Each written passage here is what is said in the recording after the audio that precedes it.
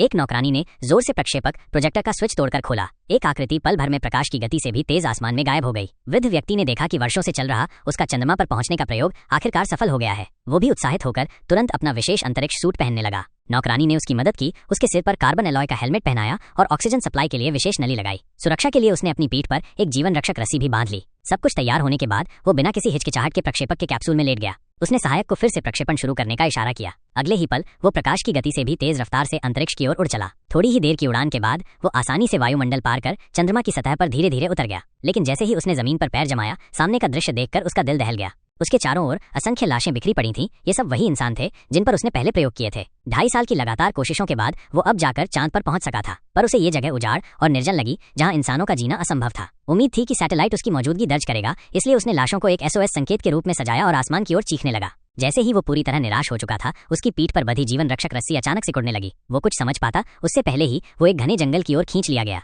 चारों ओर मौजूद नौकरों ने देखा कि वो पूरी तरह सुरक्षित और सही सलामत लौट आया है। ये सब कुछ इतना तर्कसंगत लगा कि जैसे ये